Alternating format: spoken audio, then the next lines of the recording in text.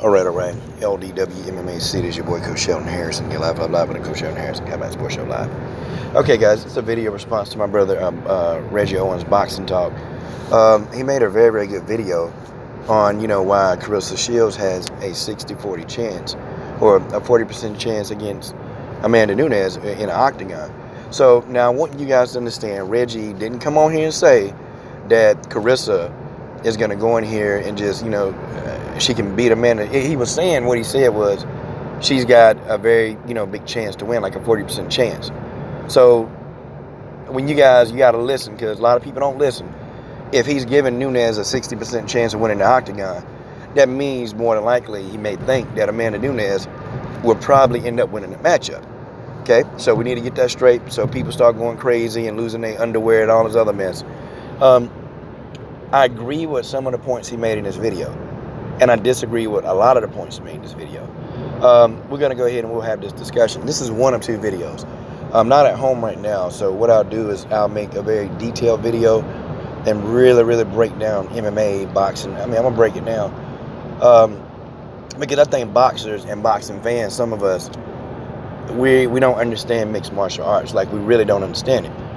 Because if you're looking at mixed martial arts from outside the octagon, it actually looks like, okay, I can learn how to wrestle, I can learn how to do a couple things, and I'll be okay. And for the most part, 10% of that is true.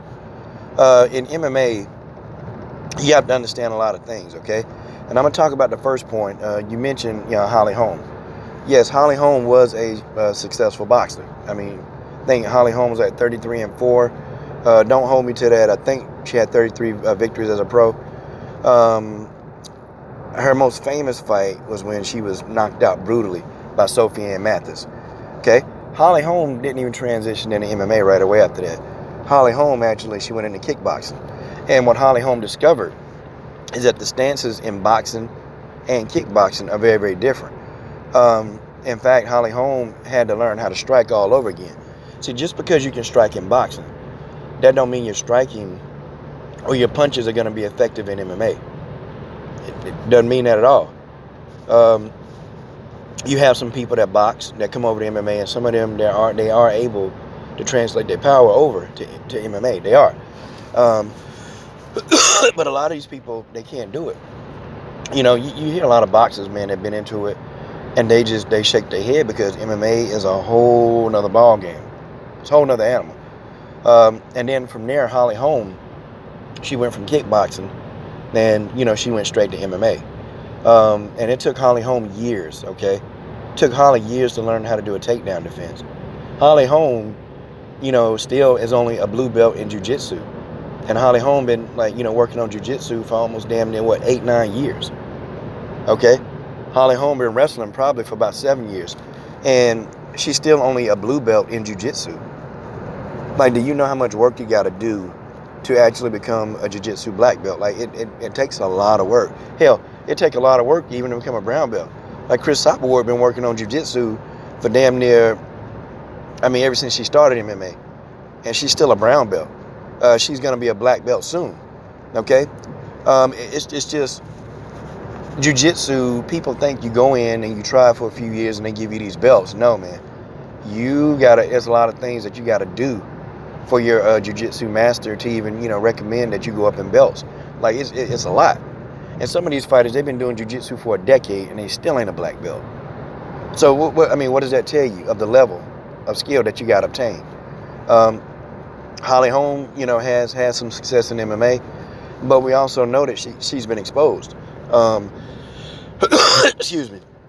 She's been exposed in MMA, okay, a few times. Holly Holm's wrestling sometimes isn't there, okay, a suspect. Her takedown defense isn't bad, it's pretty good. She's one of the better takedown defenders in MMA. Her jiu-jitsu, we saw some of that on display when she fought against Megan Anderson. We saw some of it on display. But I'm going to give you an example, Reggie. Holly Holm and Amanda Nunes, they both fought Germaine de Randamie, okay? Germaine de Randamie is the person who Amanda Nunes fought her last fight against. Germaine de Randamie got hands, okay? Got serious hands. Amanda Nunes couldn't stand with her, okay? Nunes was able to take Germaine de Randamie down. Holly Holm couldn't do it. There's levels to this, okay? Claressa Shields isn't going to go into an octagon and defend a takedown against Amanda Nunes.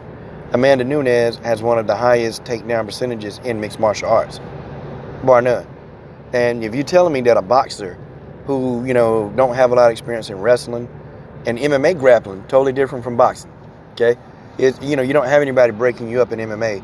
And the grappling too, MMA fighters, they understand that you can take the air and the wind out of an opponent by delivering a lot of knees, a lot of dirty boxing on the inside. And the referees, they're not going to break that up. They're going to watch, okay? If you're telling me that Claressa Shields can defend a takedown from Amanda Nunes, a female who's got one of the highest takedown rates in MMA, then I'll just say you're a genius. Okay, if Claressa could do that. Claressa might be big and strong, but it's not strength, okay? And I'm gonna give you an example. Valentina Shevchenko, much, much smaller than Amanda Nunes. She was able to take Nunes down. She took her down. See, when you're talking about wrestling and jiu-jitsu, a lot of that is not strength. It's technique. If you've ever wrestled, you can even see, you've seen, these small people, they're taking down these big old people. The big person in wrestling, see, technique takes over. Some strength is needed in wrestling, but you'll go to find out if you ever wrestled. Wrestling probably is about 85% technique and how you execute. You see the bigger fighter all the time, take down fighters. Juliana Pena took down the bigger Nico Montano. It's technique, okay? Amanda Nunes, her technique is almost flawless when it comes to these takedowns. It's flawless. Claressa's not going to be able to defend that. I don't care how big, how strong she is, she's not going to be able to do it. Claressa Shields is going to go for the ride. She is. And see, we talk about Jermaine Durandame. Amanda Nunes was able to easily take Jermaine down. Holly Holm couldn't do it because there's levels to this. There's levels to this. I think Claressa, if the fight stayed standing in MMA, Claressa would have a chance.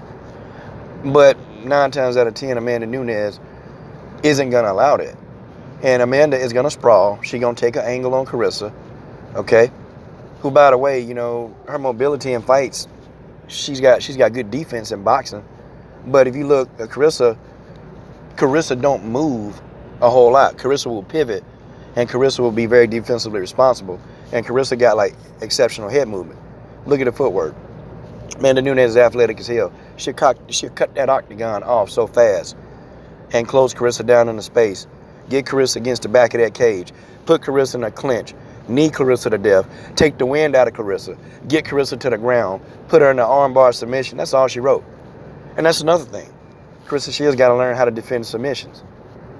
Got to defend them. Claressa got to learn how to defend those. And let me tell you, it's not easy. It's not easy. It's not something that you just learn. Do you know how hard it is to defend an armbar? And if you've never ever tried to defend it, do you know how hard that is? The first time somebody put me in an armbar, I thought my arm was about to be separated from my body. I literally thought my arm was going off because I had no idea how to defend it. None. You got to know how to defend a rear naked choke. You got to learn how to defend a knee bar. You got to learn how to defend the twister. You got to learn how to defend an Americana. An Americana and a Kimura. And a Kimura, by the way, that's one of the hardest to defend. Because once somebody put that on you real good, that's it. You got to learn, submission defense against a guillotine. And I don't know if you have been in a guillotine. You feel the lights going out in you quickly. Okay, I'm talking about you don't even have time to take 3 breaths before you go to sleep with a guillotine. A guillotine is no joke. There's a lot of things that Amanda Nunes could use. Claressa only got one. Throwing hands. That's it. Because she'll do wrestling, but once you get in the octagon and you get somebody high level, it's this fight to me is almost laughable. Okay? Claressa Shields don't have a chance in hell. Okay? She don't have a chance in hell. This fight is laughable. It's very laughable. Also, too, kicks. You talked about kicks. Let me tell you something. Amanda Nunes, she's got this patented calf kick. And that calf kick, I've seen that take people right off their feet. You don't ever see it coming. You're standing in front of Amanda Nunes. Next thing you know, she's assaulting your calves. You ask Raquel Pennington, ask Holly Holm, ask Chris Cyborg, ask any of them, did they enjoy that calf kick? Did they even see it coming? The answer is no. Okay, they never saw it coming. Kicks, when you blocking a punch and a kick, is totally different. There have been fighters that try to block a kick and break their damn arm in a fight. Those kicks, they're like baseball bats coming at your head. Then even blocking the kick, you take damage. Ask somebody who done blocked like 10 or 15 kicks in a fight how their arm feel. Ask any of them. They'll tell you. And then too, it don't matter what your size is, okay? Amanda Nunes, she know how to throw the kick. And see, when you're not used to defending kicks, when you're not used to seeing that, you're going to get caught. Prime example is Heather Hardy. Christina Williams, Heather Hardy had much better foot movement. Heather Hardy got the boxing pedigree. And Heather Hardy is a good boxer. Christina Williams threw a head kick up there. Heather Hardy never saw it coming, messed her whole face up. You've had some boxers, it's very few, that they've had success in the octagon. I mean, Ray Mercer, when he knocked out Tim Silva, okay, that was legendary. But it's been very few, guys like my Yorga, he tried MMA, got destroyed. James Toney tried it, didn't want no more parts of that, got hurt. Roy Jones Jr. did MMA for a little bit. And boxers, the ones that have done it, they understand that there is a huge deficiency when you get into that octagon. And, a lot of these fighters, man, they've been doing mixed martial arts since they were teenagers, man. They've been doing MMA since they were in their teens. Shit. They were doing it since they were in their teens. And I'm just telling y'all, like, it's MMA is a lifestyle. And you have to be nurtured. You have to do it and do it and do it and do it. And unfortunately, Claressa, she's only 24. And there have been some young fighters to go into the octagon at a later age. Like Megan Anderson, I think she was 22. And Megan is a purple belt, and her ground game's still not that good. Like, that ought to tell you something. Like, this girl been working tirelessly for 5.5 years to get the ground game under MMA control. And I'm talking about she been working her butt off. And she's still not very proficient at it right now. Even 5 years of jiu-jitsu and wrestling training, and in a lot of cases, that's not enough. That's not enough. And maybe Claressa could be a quick learner, But at the minimum of wrestling, it's going to take Claressa about maybe at minimum 5 years to even understand takedown defense. It's going to take a minimum of that. And then, see, we talk about takedown defense, okay, different kinds. You got wrestlers that take you down. You got judokas that take you down. Okay, I mean, you got people throwing taniashis at you. You have people throwing astagaris at you. I mean, you have people throwing those kind of takedowns. You got wrestlers, judokas. Okay, you got people that know sambo taking you down, and they all take you down. Totally different. You got people who know Muay Thai taking you down, and Muay Thai practitioners, they take you down even differently. You got jiu-jitsu players taking you down. They take you down differently. There are many takedowns. It's not that the person come right at you and take you down. There are techniques. You got hip toss. It's so much that Claressa would have to be able to defend against. And I know for a fact Nunes would be able to take her down however she wanted. It is what it is. It is what it is. But I'll be back. I'll do a part 2 to this, but, I'll make it a more detailed video. And I just wanted to get some clarification on that, because no, Claressa Shields isn't going to be effective in the octagon against Nunes. It's just not going to happen. And she a big girl, but she ain't got no power. Hell, Claressa ain't knocking nobody out in boxing. She ain't knocking nobody out in boxing. You think she going to knock somebody out in MMA? Nah. No. Absolutely not.